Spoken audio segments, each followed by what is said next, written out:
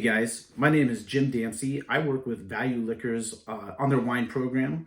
I assist them on their wine program, and we just came up with an idea, and that is to provide you all with videos on occasion, or at least this once, and see if you like it. We know that it's a family-run operation. They're fantastic with customers. It's a third generation family-owned business, and we used to be able to go into Val-U Liquors and tell them what we were having for dinner, just tell them what we liked, and they'd help pair us up with the wine that would go well with the evening. And maybe we can't do that all the time right now. A lot of us want to stay home, or we need to stay home. We're trying to be healthy and safe, and it's a good way to be. But we still miss the experiences that we've grown to rely on Val-U Liquors for, and that's that one-on-one, just having fun, you know? So maybe we could still keep doing that, and this is one way how. So we're gonna try a new wine tonight. We're gonna taste a wine, and if you want, you can order the wines and come back and watch this video and taste them with me, or you can watch this video, and if it looks interesting at the end, then go order them and just enjoy, experiment with them. So the first wine that we'd like to let you know about and try with you is a winery called Diora. We just got this into Val-U Liquors not too long ago. And Diora is a fantastic winery. They're based out of Monterey, California. So it's actually Santa Lucia Highland Mountain Range is where the vineyard is. It's up in the mountains a bit. And the vineyard in the estate is called San Bernabe Vineyards and Estates. And back in 1990, they uprooted all the vineyards and replanted them going east to west rather than north to south. And the reason for this is because the vineyards are right next to the ocean, and you get this wonderful breeze. Being so high up in the mountains, not super high, but up elevated so much, you get this great breeze coming in. And the vineyards used to go north to west, and so the breeze would hit these vineyards and it would just stop. And the vineyards, the blocks going down a bit just didn't get any of this. So they uprooted it, planted them east to west. Now all the wind comes through, and all the vines thrive. And what this does is the vines just have more vibrancy. It thickens the skins. It gives them this more luscious texture. Just an elevated grape, which makes a much better wine. So we're gonna try that. Oh, a little background on the winemaker too. It is James Ewart. So James Ewart, he joined them in 2000. He's a fantastic winemaker. He's brilliant. He grew up in the wine world. His dad worked in a winery. He grew up next to his dad, working in the fields as a kid. He ended up going to school. He fell in love with it, ended up going to university, got a degree in viticulture, a graduate in viticulture. And a lot of winemakers have a degree in, a graduate degree in viticulture, but what he brings to the table is an undergraduate in geology and chemistry. And I don't know any other winemaker in the world, off the top of my head, that has an undergraduate degree in geology and chemistry. And so this makes him very insightful to soils. It was one of his biggest interests. So after he graduated, he stayed in the wine world out in Australia, and he kept reading and seeing videos on and hearing about the diverse soil in Terroir of California. So he came out here to check it out, traveled up and down. And as you know, you can have wines as far south as Santa Barbara or farther, and all the way up to Alexander, way up there, all the way up on the Oregon coast, pretty much Napa Valley, Alexander, San Jose, Monterey, of course. Completely different soil types, elevations, the way the land's built, terroirs, completely different terroirs. And then in each one of these, you have microclimates, and it can get all the way down to that each block is individual, has different attributes to it. So he gets out there, he finds out this is all true, he flips out. He wasn't planning on staying at all, and he runs into this vineyard in Santa Lucia Highland Mountain Range, and it has exactly what he's looking for. It has diverse soils. Each block has its own attributes to it, its own characteristic, and he realized that he could really make some wonderful wines the way that he sees them to be perfect. And I'm right next to him now, and that's what he did. So he joined up with Diora, started making these great wines, and he has quite a bit. Check out their website, and you can see all of them. But today we're going to try three. We're going to try the Chardonnay, the Rosé, and the Pinot Noir. Also, the name Diora comes from they named it after that. They named it that after the word gold, the French word for gold, which is or, like Côte d'Or, which means the golden coast or the golden hillside. Côte d'Or, or, so Diora. And the reason for that is if you're ever out there, or if you've ever been there, you'll know this. But if you can't get out there, Google it, check this out. I'll put up some pictures. It is just, as the sun is setting and as the sun is rising, this hue, this golden hue just envelopes the entire land, makes it gorgeous. It's like a Godfather scene. It's just, you can hear the violins and it's just beautiful. So it's just a beautiful place to be. A great group of people own the winery and one of the best winemakers in the world. So let's try the first wine. It's the Chardonnay. Okay, so the first wine we have here is the Chardonnay. And let's put it in the glass and see what we have. The name is La Splendeur du Soleil. And that means the splendor of the sun. Now, my sister's husband, my brother-in-law, is from Paris. He's French, so if I said it correctly, I'll be in a lot of trouble. So let's check it out. La splendeur du soleil. La splendeur du soleil. I'm making that sound really bad. But, so right off the bat, you can see with the Chardonnay, it's got this beautiful golden hue.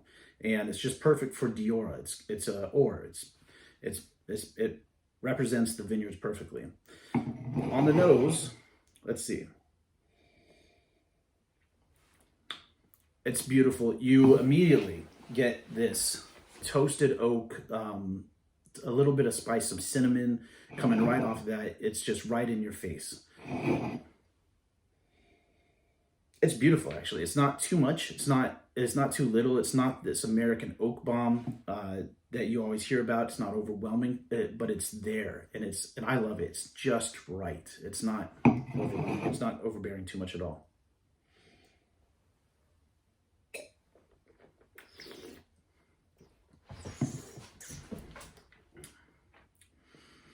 That's beautiful. So, okay, so that's what you get on that is, I haven't had this in a while, but what you're getting there is vanilla bean. It finishes, you get the toast and the oak again. It's a round, beautiful, elegant body. It stays with you. The finish is still on my palate. It's kind of like creme brulee. It's like taking a bite of creme brulee.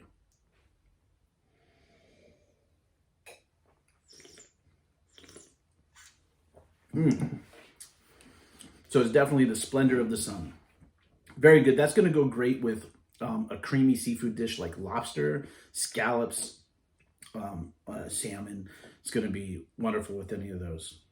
So that's a good introduction into Diora. Now let's check out the rosé. This wine, I've heard just a tremendous amount about it from a lot of different people all over, not just in Owensboro, but in Cincinnati, Louisville, Lexington, and other states. So let's give it a shot. I'm excited about this one. Okay, so the next wine we have is the rosé, and it is called La Belle Fête, and that means the beautiful party. Let's make sure I'm saying that correctly. La Belle Fête. La Belle Fête. Let's see this. The first thing you see right off the bat is this beautiful color. It's a pink pale. But it has this like crystalline gem quality to it. It's just gorgeous. It's beautiful. Let's see what is on this nose of the beautiful party. So this is the one I've heard a lot about. Been really looking forward to trying this. It's a Pinot Noir varietal. Right off the bat, you get strawberry. It's just all day strawberry right in your face. You're also getting some underlying hints of citrus, and there's like a sweet thing, like cotton candy going on with it as well. Let's see what's on the palate.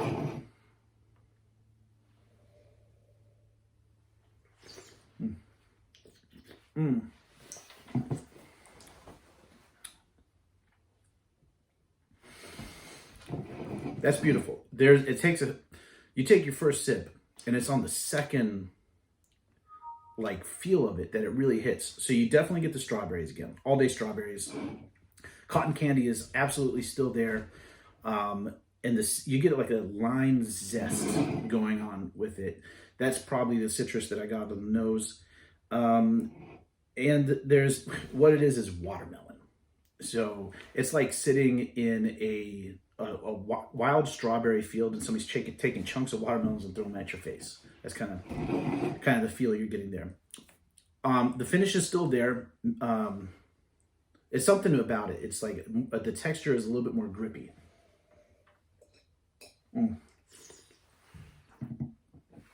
It's like a chalky, grippy texture. So that's really interesting.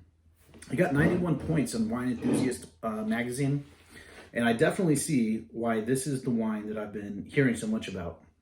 I am drinking this tonight. Yep. Good stuff.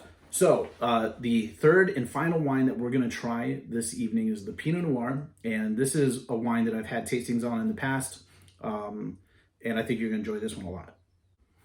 Okay, so the last wine we're trying is this wonderful Pinot Noir. And you can see right away, it's called the Petit Gras. You can see right away that the color is more of a deep ruby. So, and that grabs my attention right off the bat because most Pinot Noirs I see aren't this deep in their rubiness. It's a little bit lighter. And I'm not saying this is overly deep for a Pinot Noir. You come across this, but it's just a little bit up on the deeper end than normal. So, Le Petit Grace means little grace. La petite graisse. La petite graisse. Maybe I'm getting better at my French there.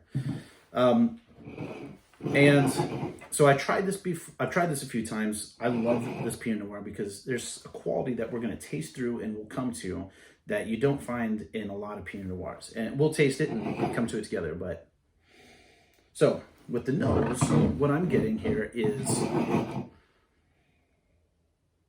it is still there. This interesting thing that I got the first time I enjoyed this. It's still 100% there. I was wondering if it would be. So you get black fruit on the nose, black cherries. You also get roasted almonds going in there. But there's this s'more-like thing, like you're out camping. Not smoke, but this like s'mores thing where you have toasted marshmallows and brown sugar blended together. 100%. I just love that. That's really cool for a Pinot Noir, for any wine. So on the palate, let's see if that translates.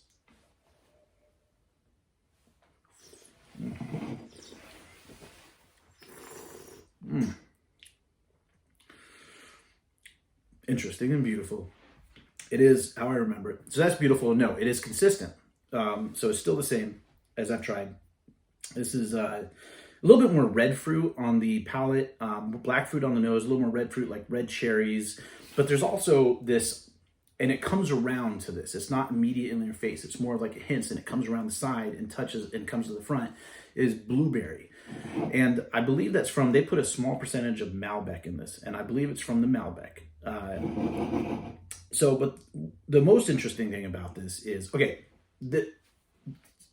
real quick, the finish has got this cinnamon toasty thing. I'm tasting it right now. I had to interrupt myself just to point that out because it's still there, it's lingering, and it's falling down into the cinnamony, beautiful toasted oak thing. But as I was saying, most interesting thing about this is the body. This is a beautiful, bold, velvety, robust Pinot Noir. It's gonna go perfect with like a salmon. It's gonna go well with anything that you pair this up with a normal Pinot Noir with. But this is also gonna stand next to a fillet, like a filet mignon, a ribeye even. It's the tannins are structured enough that it's gonna hold up to the amino acids and proteins of a beautiful piece of steak.